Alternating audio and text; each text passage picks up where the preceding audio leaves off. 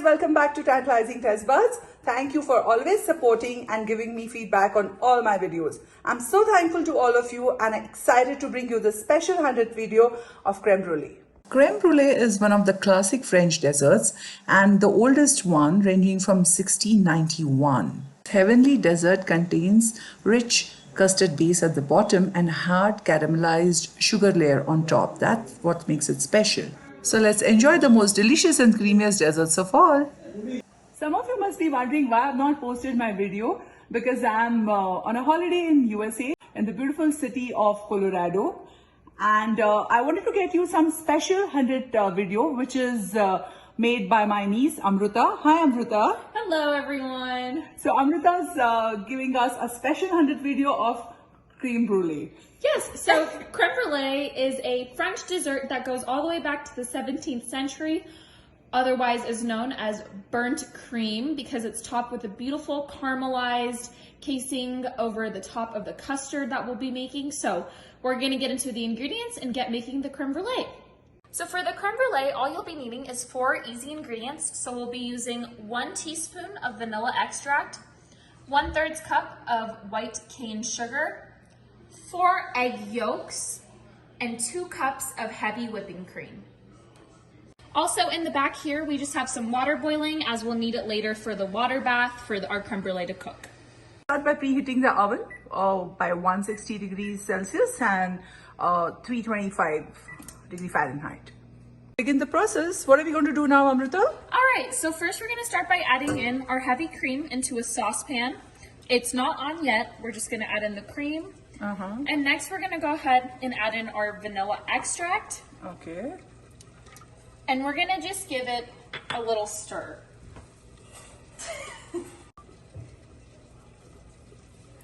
All right, awesome. And then we're gonna turn on our stove to medium low, so not too high.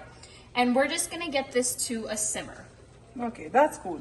Now, how long are we going to boil this? So we're gonna get this till it goes to 140 degrees Fahrenheit. So that's right before a boil. So just a nice light little simmer.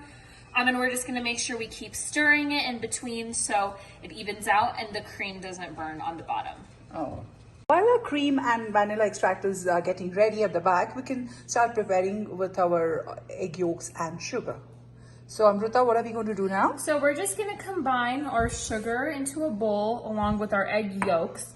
You wanna make sure that you separate your egg yolks pretty well and don't get any of the egg white in it because we're really going for that custardy consistency, and custard is just made up of the egg yolk. Oh, that's a good tip. Thanks for that, Amruta. Yes, so what we're gonna do is just add them in together and then just give it a nice little whisk until it's all fully combined. All right, so now we're just gonna take our temperature gun and we're right around 140. In case you don't have one, you can just see the small little bubbles starting to form on the side of your saucepan. That's how you'll know it's ready. You don't wanna get the mixture too hot where it comes to a boil. So we're just gonna go ahead and turn off the gas and take it off. So now what's next? So we're gonna take a small scoop of our mixture. You don't wanna take all of it and add it into our egg yolk. And we're gonna start whisking it right away. We absolutely do not want the egg yolks to cook, otherwise our custard will not turn out right. So we're gonna add little by little until we have fully added it all in. Because the cream mixture is so hot, obviously the egg yolk will cook.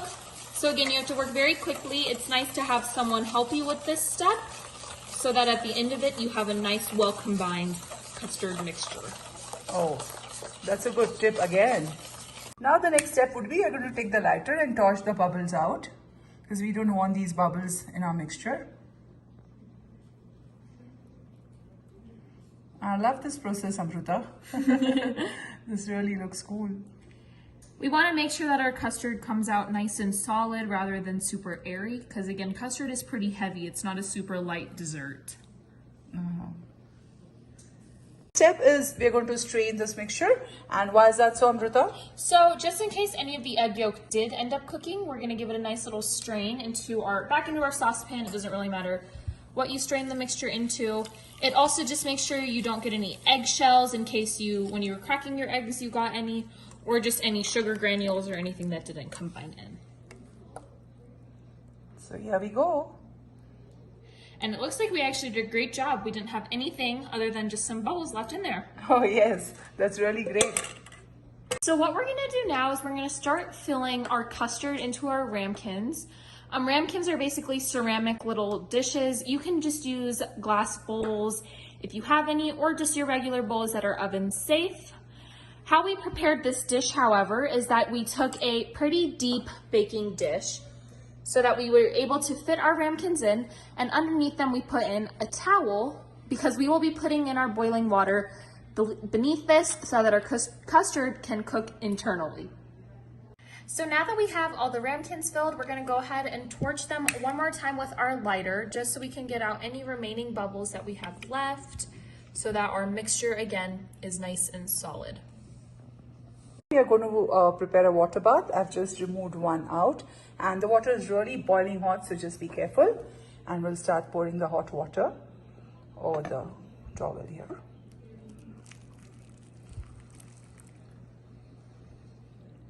This is really unique way of making this. We're keeping it back and our water bath is ready. You can see the level of the water. And now it's ready to go in the oven, preheated oven. It's pretty heavy, so just be careful putting it into the oven. Good job, Amruta. It's ready. It took 40 minutes and we're just getting it out of the oven. Be very careful when you take it out not to get the water into any of your ramekins. All right, so now we've taken out the hot towel and the hot water and we've put the ramekins back into the pot that we were cooking them in, just with some ice cubes so that it can cool down, and we're gonna put this into the refrigerator. After the hot bath, we gave cold bath to our creme brulee and you can see the result. And now what are we going to do? Amruta? We are going to torch our sugar and make the caramel top. Oh, that's interesting. All right, so what we're gonna do first is take our white sugar again, and we're gonna spread an even coat on top of each of our little creme brulees. So you don't want it to be too thick, but just enough so it's nice and covered evenly all over the top. Don't press down too hard or you will mess up the custard in the ramekin. All right, everyone, for the moment you've all been waiting for, we're gonna take our blowtorch with propane, and we are going to torch our sugar on our creme brulee. You don't want to burn it, you want to be moving it around nice and even so you can get a good coating of the caramel.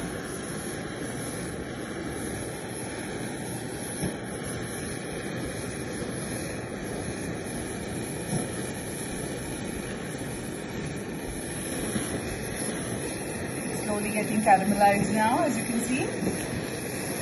Again, we don't want to burn it, so right about there is perfect. Wow, that looks awesome, Amruta. Our creme brulee is ready. Thank you so much, Amruta, for this royal dessert recipe. Hope you enjoyed our 100th special video. Do subscribe, like, share and make. Thanks.